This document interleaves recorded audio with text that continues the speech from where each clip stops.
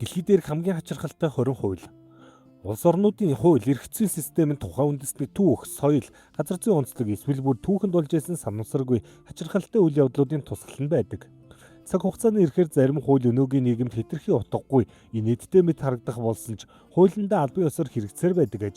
Тэгвэл дэлхийн онцөг бүлэн бүрт хүмүүсийн өдөр тутмын амьдралыг зохицуулж байдаг хамгийн алдартай 20 хуультай энуудаа танилцгаая.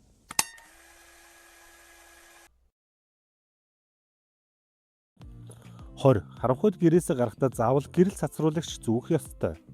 Шинэ Зеландад явган зорчигчдыг зам тээврийн ослоос хамгаалах зорилгоор харанхуй үед замаар явахдаа гэрэл ойлгогч хамтаа эсвэл тууз зүгээгүй явган зорчигчийг цагдаа нар торгох эрхтэй байдаг. Гэхдээ ихэнхдээ анхааруулга өгдөгч харин ундаг дугуй скутер ундаг хүмүүс зүгээгүй бол 55 Шинэ Зеланд доллараар торгодог байна.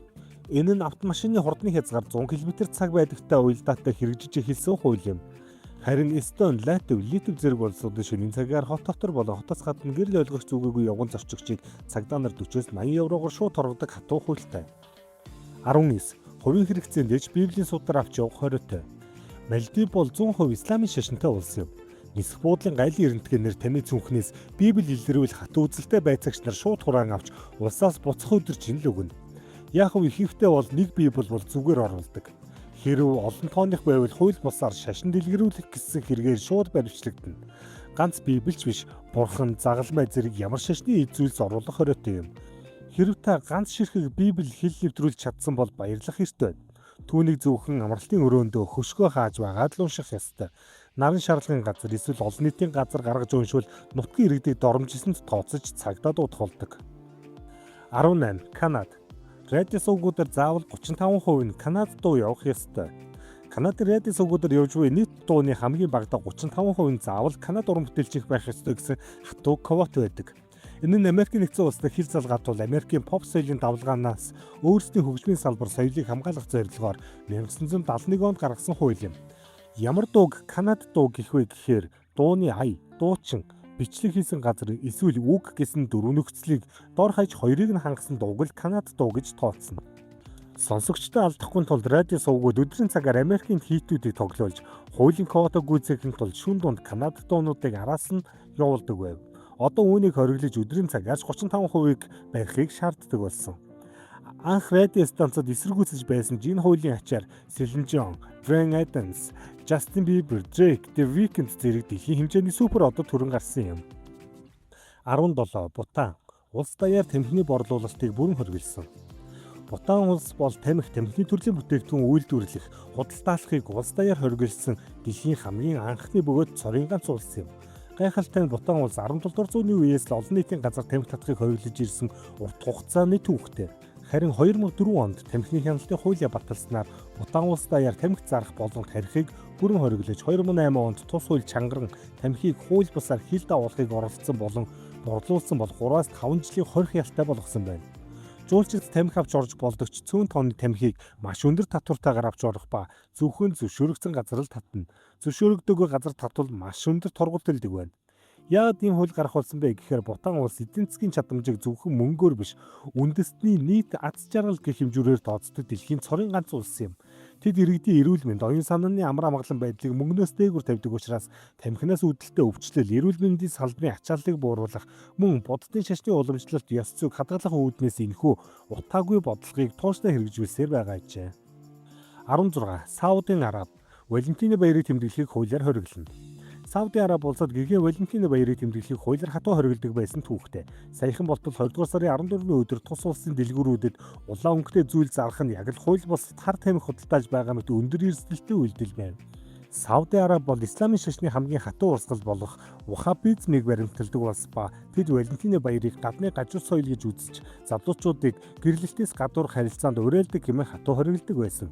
Валентины баяр дөхөх үеэр шашны цагдаа нар хотын гудамж худалдааны төвүүдээр маш том шалгалт хийдэг байсан ба сарнайн дэлгүүр бэлэг дурсгалын газруудад улаан сарны зүрхэн хэлбэртэй чихэр улаан өнгийн баглаа буудал зарахыг бүрэн хориглодог байв.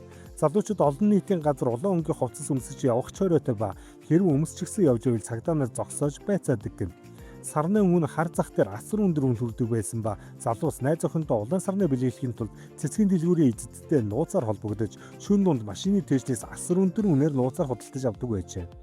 Харин Сауди Арабын угсаа залгамжлах хунтайж Мухаммед бин Салман 2016 онд улс орны орчин үеийн болгох эдийн засгаа солонгоруулах Vision 2030 хөтөлбөрийг хэрэгжүүлж хийснээр энэ хатуу хууль суурьаараа өөрчлөгдсөн юм.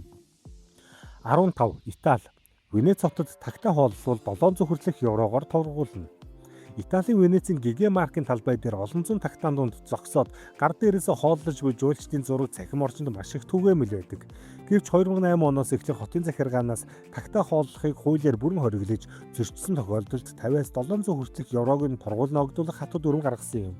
Энэхүү хачирхалтай мэт хуулийг Венецийг хэдэн зуун жилийн настай түүхэн үнэт гамтгч чулуун барилгууд, хөшөө баримл архитектурын дурсгалуудыг тагтааны сангас дагуулагддаг хүчлэн нэлэгдэлд оруулж эдэж устгаж байсан тул хамгаалах зорилгоор баталжээ. Дээрх хуулийг баталснаар түүхэн дурсгалт газруудын цэвэрлэгээний болон нөхөн сэргээх зардал эрс буурсан ба мөн банкн цэвэрхэн байх болсноор тус хуулийн үр дүнгөө өгсөн гэж дүгнэхэд хүргэж байна. 14. Канада. Худалдан авалт хийхдээ хэтэрхий олон зоос ашиглаж болохгүй. Канадын валютын тухай хуулийн 8 дугаар залтад зоосон мөнгийг хууль ёсны төлбөрийн хэрэгсэл мөнгө гэж заасан боловч худалдааг хөнгөвчлөх цаг хугацаа хэмнэх үүднээс нэг удаагийн худалдан авалтанд ашиглаж болох зоосны тоонд албан ёсны хязгаарлалтыг тогтоожээ. Жишээ нь 25 болон 50 центийн зоосыг дээд тал нь $10 хүртэлх төлбөртөл ашиглаж болох ба та $15 бараанд дан зоос ашиглавал худалдагч татгалзах хэрэгтэй гэнэ. Энэ хууль үүсэн гол шалтгаан нь худалдааны үйл явцыг хурдасгах, ажилчдын ачааллыг бууруулахч бас нэгэн хачирхалтай шалтгаан нь өшөө авалтаас сэргийлсэн байдаг гэнэ. Зарим хүмүүс компаниудтай эсвэл төрийн байгууллагуудтай маргалтаж тургуйл болон төлбөрөө өшөө авах зорилгоор хэдэн мянган зоос шууд альж авчиж өгөх тохиолдол дэлхийд даяар гардаг. Энэ хууль нь иймэрхүү уваагүй үйлдэлээс бизнесүүдийг хамгаалах зорилготой байна. Гэхдээ энэ хууль байдаг гэдгийг Канадын иргэд тэр болгон мэддэггүй гэнэ. 13. Герман. Шатхуун дуусганд гэмт хэрэг. Германы хурдны зам дээр хурдны хязгааргүй хэсгүүд байдгийг хүмүүс сайн мэддэг. Гэвч энэ зам дээр шатхуун чинь дуусчих бол цагдаа нар ирээд уучлаарай тусламж хэрэгтэй юу гэж асуухын оронд шууд л тургуулийн хуудас бичдэг маш хатуу дүрмтэй. Германы зам тээврийн тухай хуулиар хурдны зам дээр шатхуун дуусч машин зогсохыг давтагдшгүй хүчин зүйл буюу гинти осол гэж үздэггүй.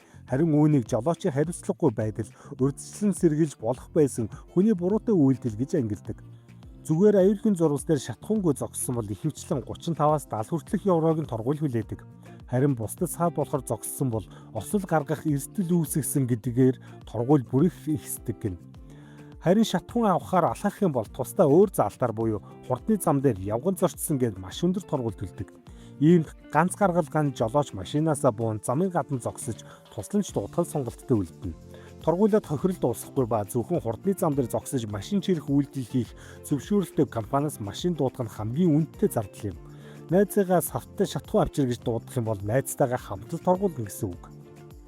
12. Австрал. Гэрлийн чидэг заавал мэргэжлийн цахилгаан чинь солих ёстой. Виктория мужид 1991 онд батлагдсан цахилгааны аюулгүй байдлын тухай хуулиар тусгай зөвшөөрлгүй хүн ямар ч төрлийн цахилгааны ажил хийхийг тэр дундаа энгийн гэрлийн чийдийн солихыг хүртэл хатуу хориглож өндөр торгуул ногдуулдаг байсан юм. Гэвч амьдралд нийцэмжгүй энэ заалтыг 1999 оны хуулийн шинжилэлтээр өөрчилж иргэд гэрлийн чийдэнгээ өөрсдөө солихыг албан ёсоор зөвшөөрсөн түүхтэй. Өдгөө Австрали улс даяар мөрдөгдөж буй хуулиар та гэрийнхээ чийдинг солих эсвэл цахилгаан хэрэгслээ залгуурт залгах зэрэг өдөр тутмын энгийн үйлдэлүүдийг ямар ч хязгаарлалтгүйгээр өөрөө хийх бүрэн эрхтэй. Харин хуулийн дагуу хоригн цахилгааны монтаж, унтраалга солих, таацны гэрлийн суурь солих зэрэг систем суурьлагдсан цахилгааны үндсэн бүтцэд хамаардаг.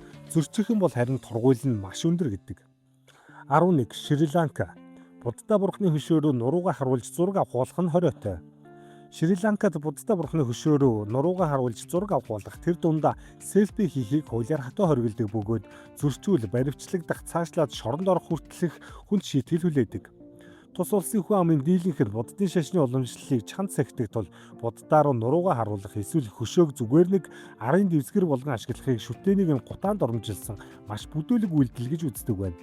Шри-Ланкийн эрүүгийн хуульд шашны мэдрэмжийг санаатайгаар гомдоохыг хориглосон тусгай заалт байдаг бөгөөд үүнээс болж гадны жуулчид баривчлагдаж шүүхээс тэнсэн харгалзах ял авах эсвэл улсаас албатан хөөгдөж байсан бодит тохиолдлууд цөөнгүй бий.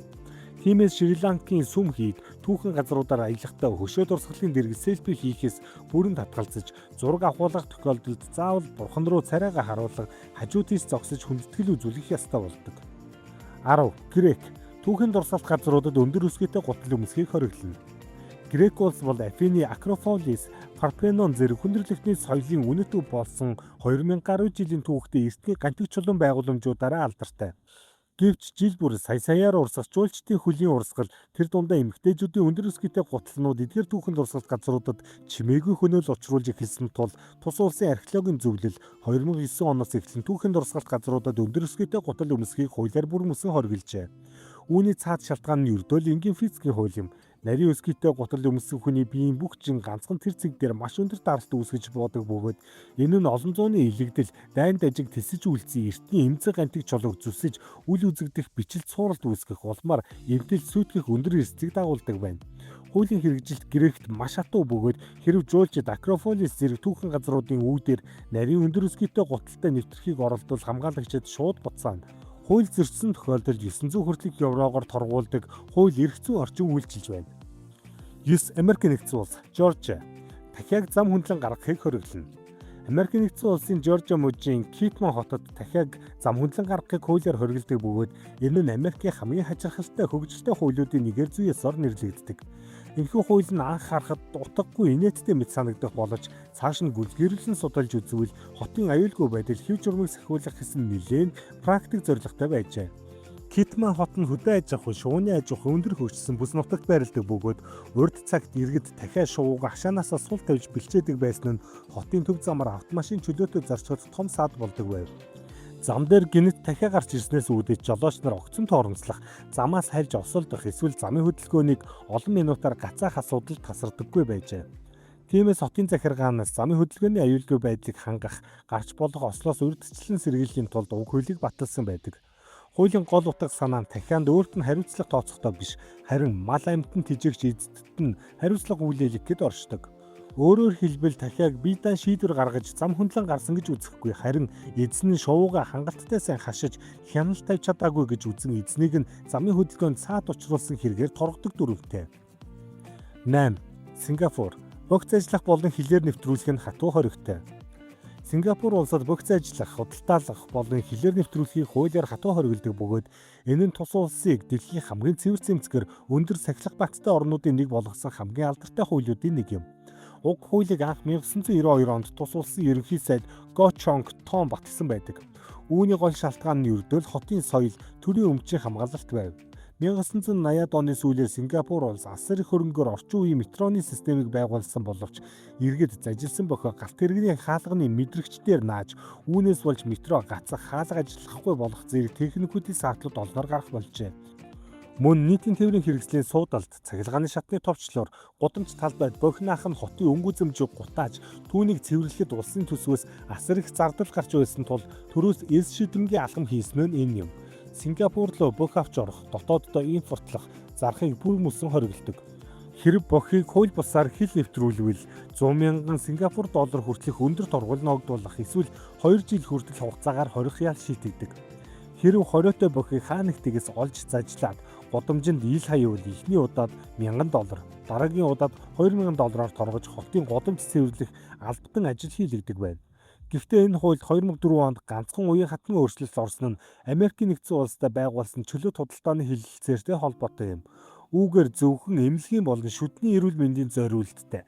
Жишээ нь никотинтой бох эсвэл чихэргүй шүд хамгаалах бохыг зөвшөөрсөн бөгөөд үүнийг зөвхөн эмийн сангаас эмчийн жороор өөрийн иргэдийн үнэлгээ бүртгүүлж байж худалдаж авах хэрэгтэй байдаг. 7. Таиланд дотор хувцасгүйгээр гэрээсээ гарах нь хууль бус. Энэхүү зохицуулалт нь Таиландын эрүүгийн хуулийн олон нийтийн газар бие зүй бусаар авч явах, садар самууныг сурталчлах, бусдыг үл хүндэтгэх хуулийн залтуудтай шууд холбогддог. Таиландчууд гаднаас аялал жуулчлалын нээлттэй чөлөөтэй улс шиг харагддагч гүн соёл уламжлалынхаа хувьд маш консерватив буюу хуучинсаг, яс суртахууны хэм хэмжээг чанд баримталдаг ард түмэн юм. Тэдний хувьд олон нийтийн газар задгаа хувцаслах, бие хит хил гаргах нь бусдыг болон өөрийн улс орныг доромжилсан үйлдэл тооцогддог тул гэрээсээ гарахдаа заавал дотор хувцастай байх гэсэн бичигдээгүй соёлын дүрм нь хууль болон хэрэгжижээ. Гэхдээ амьдрал дээр энэ хууль нь хэрхэн хэрэгждэг вэ гэдэг нь хамгийн сонирхолтой асуулт юм. Практик дээр Таиландын цагдаа нар гудамжаар явж буй иргэн эсвэл жуулчдыг зогсоож дотор хувцас өмссөн эсхийг нь шалгах нь ямар ч техникийн болон эрх зүйн боломж байхгүй. Өөрөөр хэлбэл хэрэв та гаднаас огт анзаарагдахааргүй энгийн ховцтой явж байвал хинч таныг шалгаж торгохгүй. Харин энэ хууль нь гаднаасаа илт мэдгэдэггүйц ёс бус байдал үүсгэсэн тохиолдолд л хэрэгждэг байна. Жишээлбэл хэд нэвт харагддаг нэмгэн ховц өмсөж олон нийтийн газраар явах, эсвэл цээж нүцгэн гүйх, согтуугаар биеэ зүй бусаар авч явах үед цагдаа нар уг хуулийн заалтыг ашиглан тургуул ногдуулдаг. Ялангуяа Таиландын хааны ордон боддын шашны ариун сүм хийдүүдэд зочлох үед хувцлалтын дүрм маш хатуу бөгөөд дотор хувцсгүй задгаа явж буй хүн гаднаасаа илт мэдэгдвэл шууд баривчлагдах хүртэл эрсдэлтэй. 6. Америкийн нэгдсэн улс Ohio. Хэрмийг цогтуурлах ундаагаар согтоох хориотой. Америкийн нэгдсэн улсын Ohio мужийн зарим хотуудад тэр дундаа Оксфорд хотын дүрмүүдэд хэрмийг согтуурлах ундаагаар согтоохыг хуулиар хориглодог бөгөөд энэ нь Америкийн хамгийн хачирхалтай хуучинсаг хуулиудын жагсаалтанд зүй ёсоор багтдаг. Энэхүү хачин гэмээр зохицуулалт нь анх харахад утгагүй мэт боловч цаад утгаараа амьтныг зүй бусаар ашиглах, тасчлахаас хамгаалах болон олон нийтийн аюулгүй байдлыг сахиулах гэсэн хоёр үндсэн зорилготой байжээ. Kentucky, Ohio зэрэг зэрлэг байгаль ой мод ихтэй мужуудад хэрэм маш их бөгөөд хот суурин газрын цэцэрлэг түрээлэнгүүд ирж чөлөөтэй гүйж байдаг. Урд цагт хүмүүс ялангуяа оюутны хотхны залуус хөгжилдөх, дайжигнах, тоглох зорилгоор цэцэрлэг түрээлэнгийн хэрэмнүүдэд шар айраг, виски шингээсээс хамар хоол өгөх тохиолдлууд гардаг байв. Хэрэм нь биеийн маш багатай амьтанд бол өчүүхэн бага спиртэнд л согтож, тэмцвэрээ алдаж унах, зүрхэн зогсох зэргээр үхэх хэрэгсэлтэй байдаг. Мөн согтсон хэрэм зэрлэгшиж хүмүүс рүү дайрах, хазах, маажих зэргээр халдвар төвчөнд харах аюул үүсгэдэг байсан тул хотын захиргаанаас амьтныг санаатайгаар цогтоохыг хатуу хоригложээ. 5. Бурунди. Олноор гүйхийг дайны ажиллагаа гэж үзсэн хориглодог. Энэхүү хачирхалтай хууль нь зүүн Африкийн Бурунди улсад 2014 онд албан ёсоор батлагдсан улс төр нийгмийн гүнзгий шалтгаантай бодит шийдвэр юм.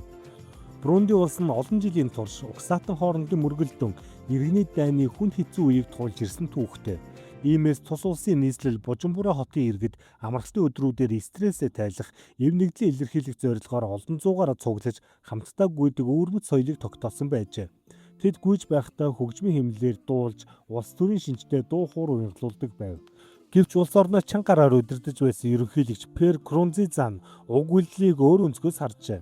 Тэрээр сөрөг хүчнийхэн болон засгийн газрыг эсэргүүцэгчид бөөнөрөө гүйх нэрийн дор зохион байгуулалтад орж, бослого өдөө хуулиудаа зохиож, цаашлаад дайны ажиллагаа цэргийн бэлтгэл хийж байна гэж хардсан байна. Улмаар 2014 оны 3 дугаар сард бөөнөрөө гүйхийг хуулиар бүр мөсөн хориглож, үүнийг бослого дайны ажиллагаанд бэлтгэсэн хэрэг гэж үзэхээр хуульчилжээ. Хуулийн хэрэгжилт маш хатуу байсан бөгөөд хамтдаа гүйсэн иргэдийг цагдаа нар баривчилж, заримыг нь улс төрийн хэрэгээр шоронд хорж байсан тохиолдлууд олон бий. Харин ганцаараа эсвэл хоёулаа гүйхийг зөвшөөрдөг байсан бөгөөд олуулаа гүйхийн тулд заавал дотоод хэргийн яамнаас тусгай зөвшөөрөл авч гүйх замаа урьдчилан бүртгүүлэх ёстой байв.